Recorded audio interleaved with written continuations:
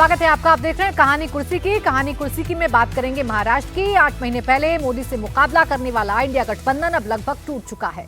दिल्ली से लेकर महाराष्ट्र तक इंडिया अलायंस में अलग अलग सुर सुनाई पड़ रहे हैं। दिल्ली में आम आदमी पार्टी और कांग्रेस ने अलग अलग चुनाव लड़ने का ऐलान किया, तो महाराष्ट्र में उद्धव ठाकरे भी एकला चलो की राह पर हैं। उद्धव गुट ने ऐलान किया है कि वो बीएमसी और लोकल बॉडी के चुनाव अपने दम पर लड़ेंगे, इंडिया गठबंधन के साथ नहीं। हालांकि कांग्रेस और शरद पवार को अब भी उम्मीद है कि उद्धव गुट गठबंधन से अलग नहीं होगा। यही वजह है कि कल अलग चुनाव लड़ने का ऐलान करने वाले संजय राउत को आज सफाई देनी पड़ी। संजय राउत ने कहा कि अकेले चुनाव लड़ने का फैसला केवल स्थानीय चुनाव के लिए है, उनकी पार्टी इंडिया गठबंधन के साथ है। लेकिन क्या संजय राउत की सफाई काफी है? क्या इंडिया अलायंस अब पूरी तरह बिखर चुका है? क्या इंडिया गठबंधन की कहानी केवल कागजों तक सिमट गई है?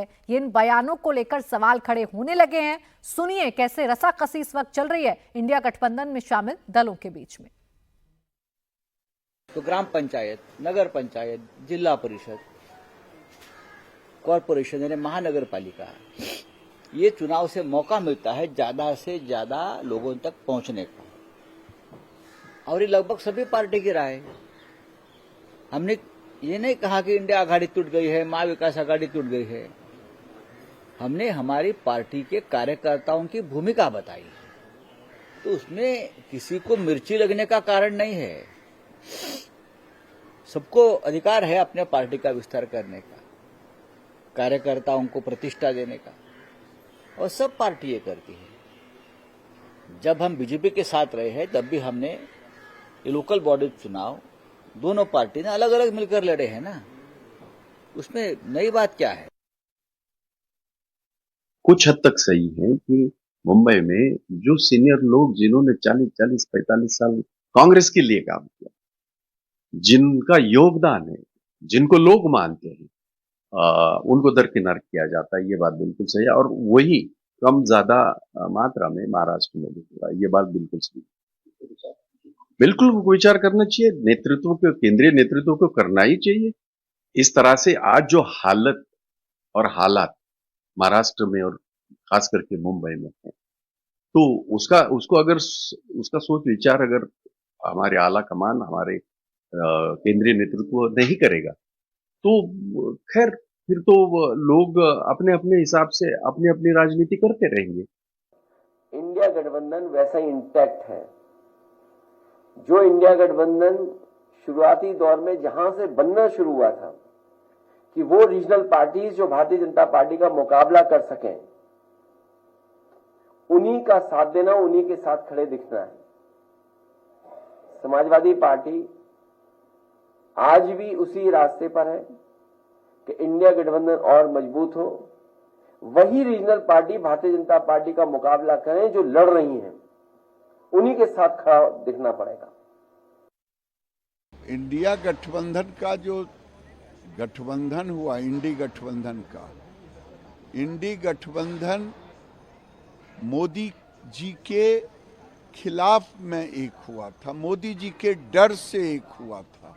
मोदी जी से किसी एक में ताकत नहीं है लड़ने का, क्योंकि मोदी जी देश के लिए जीते हैं, देश के लिए सोचते हैं, देश के लिए ही सब काम करते हैं। ये लोग देश के बाहर, देश के अंदर में देश को गाली देते हैं, तो स्वाभाविक है, स्वार्थी लोग हैं, स्वार्थ की टकराहट होगी तो बटेंगे। अब इंडिया गठबंधन जिसके टूटने की शुरुआत लगभग दिल्ली विधानसभा चुनाव से हुई, चूंकि पहले कांग्रेस और आम आदमी पार्टी की राहें अलग हो गई, फिर कांग्रेस को समर्थन ना देकर अलग अलग दलों ने आम आदमी पार्टी को दिल्ली में समर्थन दिया। अब महाराष्ट्र से भी कुछ ऐसी ही बातें निकलकर सामने आ रही हैं। संजय राउत जो अपने बयानों को लेकर चर्चा में रहते हैं, पहले बयान दे दिया, उसके बाद उस पर सफाई भी दे रहे हैं समीर जी। लेकिन अगर संजय राउत ही कह रहे हैं कि भाई लोकल बॉडीज के चुनाव वो अकेले लड़ेंगे, या वो कह रहे हैं बीएमसी में वो अकेले लड़ेंगे, कुछ सोच समझ के ही कह रहे होंगे, पार्टी से कोई तो बात हो रही होगी, या अपने मन से कोई भी बयान दिया जा रहा है संजय राउत की तरफ से? देखिए, संजय राउत का ये जो बयान आया है, ये विधानसभा चुनाव में जो पार्टी की हालत हुई, उस पार्टी की हालत ने बता दिया कि चुनाव आपको अकेले लड़ना पड़ेगा। संजय राउत कहते थे कि पार्टी कार्यकर्ताओं की भावनाएं रहती है कि भाई कार्यकर्ता निचले स्तर पर लड़े, अकेले चुनाव लड़े। तो पार्टी के कार्यकर्ताओं ने तब भी आपसे कहा था कि जब आप कांग्रेस सरकार बना चुके थे, एकनाथ शिंदे ने कहा था, आपके विधायकों ने कहा था कि भाई आप कांग्रेस के सरकार में मत रहिए, आप शरद पवार के सरकार में मत रहिए, आप वापस भारतीय जनता पार्टी के पास चलिए। सत्ता का नशा था, उद्धव ठाकरे को मुख्यमंत्री बने रहना था, तो आप नहीं गए। बाद में आपका क्या हुआ, पार्टी का हश्र हुआ, फिर चुनाव में आपका हश्र हुआ, आपको समझ में आ गया है। देखिए, महाराष्ट्र के अंदर आप उद्धव ठाकरे इस बात को जानते हैं कि महाराष्ट्र में उद्धव ठाकरे की पूरी ताकत सिवा बंबई और बंबई बीएमसी चुनाव के ऊपर टिकी हुई है। इसी कारण वो कह रहे हैं कि बीएमसी में उन्हें वो जानते हैं कि उन्हें शरद पवार मदद नहीं कर सकते, उन्हें कांग्रेस का संगठन बीएमसी में मदद नहीं कर सकता।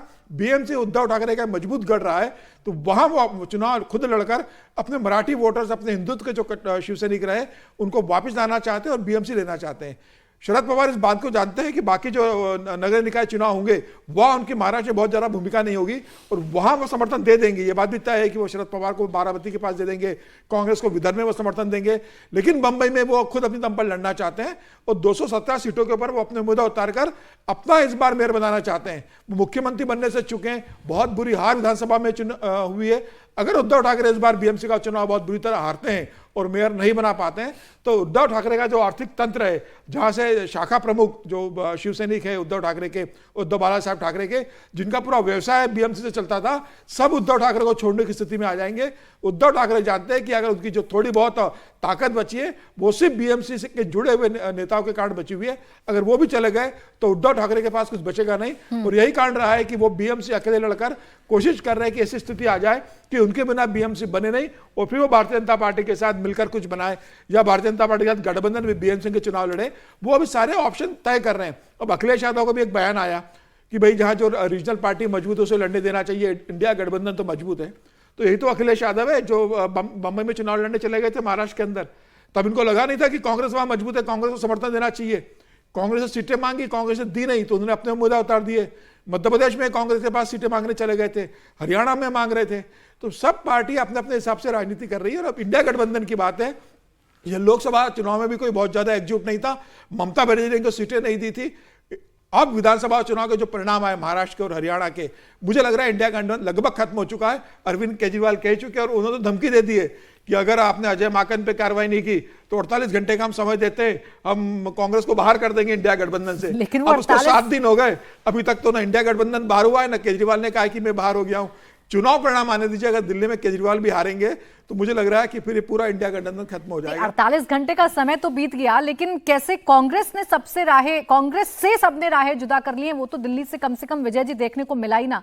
अब ठीक है, इंडिया गठबंधन नेशनल स्तर पर बना, हम तो केंद्र के स्तर पर मुद्दे उठा रहे हैं, राज्य में नहीं है, ये बयान तो दिए जाते हैं। उसे भी फारूक अब्दुल्ला ने साफ साफ खरी खरी सुना दी थी कि अगर ऐसा लोग कहते हैं तो ये पूरी तरीके से गलत है, ये पूरी तरीके से बचकाना है।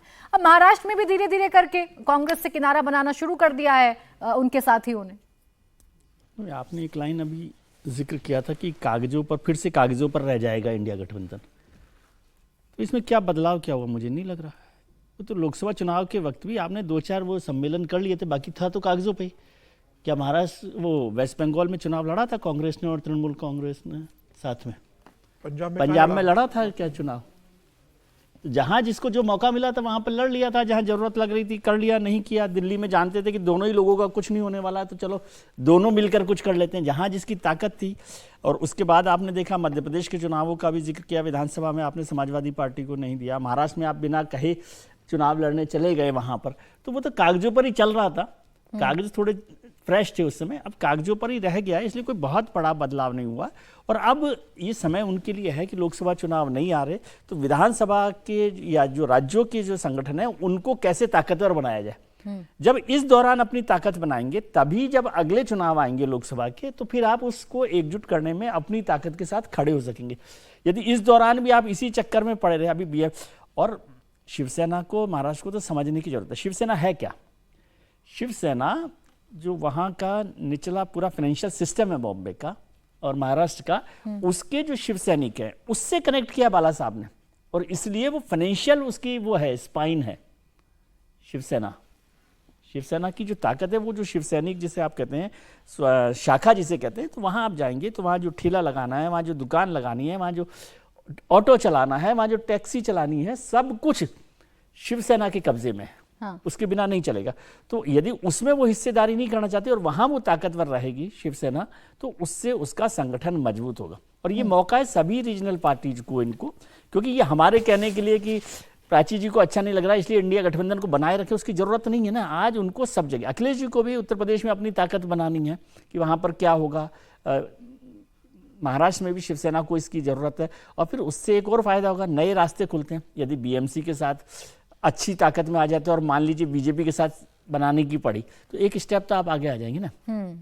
नए रिश्ते बनाने के लिए पुराने हाथ छोड़ने पड़ते हैं ना, तो पहले पुराने हाथ छोड़ने का प्रोसेस शुरू हो, फिर नए रिश्ते बनाने की बात। धीरे धीरे करके शुरू भी हो गया है। देखिए, अखिलेश यादव बोलते हैं, ममता बनर्जी बोलती हैं, फारूक अब्दुल्ला बोलते हैं, उद्धव ठाकरे बोलने लगते हैं, शरद पवार बोलने लगते हैं। अब्दुल्ला साहब ने तो कह दिया कि अब ये इसको अबेंडन कर देना चाहिए, बिल्कुल कर देना चाहिए। सारे नेता बोलते हैं, लेकिन एक खामोशी अगर किसी ने साथ रखी है इन तमाम मसलों पर अवधेश जी, तो वो कांग्रेस है।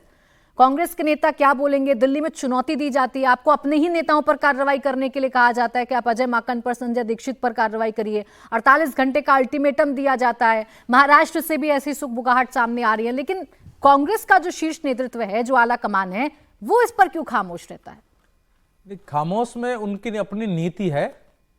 कांग्रेस की नीति INDIA बनने के बाद 2 प्रकार की नीति थी। पहली ये थी कि इसको अपने हाथ में लेना है, इसका नेतृत्व धीरे धीरे, ये नहीं कि इसके नीतीश कुमार बन जाए, कोई और बन जाए। दूसरा है कि हमको क्षेत्रीय पार्टियों का भले साथ लेना है, लेकिन हम उनके क्लच में जाके काम करें, उनके दबाव और काम करें, जहां जहां आवश्यकता है लेंगे। क्योंकि राहुल गांधी जी की इस समय लोकप्रियता बढ़ चुकी है।